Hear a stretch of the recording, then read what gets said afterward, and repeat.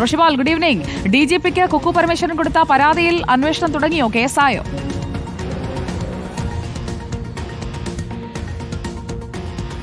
സുജയ പാർവതി, ഇന്നലെയാണ് പോലീസ് മേധാവി റവാഡ ചന്ദ്രശേഖരന് കുക്കു പരമേശ്വരൻ പരാതി നൽകിയത്. സാമൂഹ്യ മാധ്യമങ്ങളിലൂടെ അധിക്ഷേപിക്കുന്നതെന്നാണ് പരാതിയിൽ പ്രധാനമായും ചൂണ്ടിക്കാട്ടുന്നത്. നേരത്തെ മെമ്മറി കാർഡ് വിവാദത്തിന് തൊട്ടുപിന്നാലെയാണ് സാമൂഹ്യ മാധ്യമങ്ങളിലൂടെ കുക്കു പരമേശ്വരനെതിരെ രൂക്ഷമായ രീതിയിലുള്ള ആക്രമണം തുടങ്ങിയത്. തൊട്ടുപിന്നാലെ പരാതി നൽകുകയായിരുന്നു. ഏതായാലും കടുത്ത നിയമ പോരാട്ടത്തിന് തന്നെയാണ് കുക്കു പരമേശ്വരൻ തയ്യാറെടുക്കുന്നത്.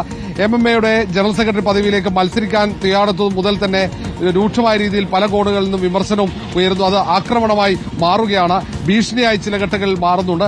ഈ സാഹചര്യത്തിൽ തന്നെയാണ് പരാതി ഇന്നലെ തന്നെ സൈബർ പോലീസിന് സംസ്ഥാന പോലീസ് മേധാവി കൈമാറിയിട്ടുണ്ട്. ഉടൻ തന്നെ അതിൽ പ്രാഥമിക അന്വേഷണം നടത്തി കേസെടുക്കാനാണ് സാധ്യത.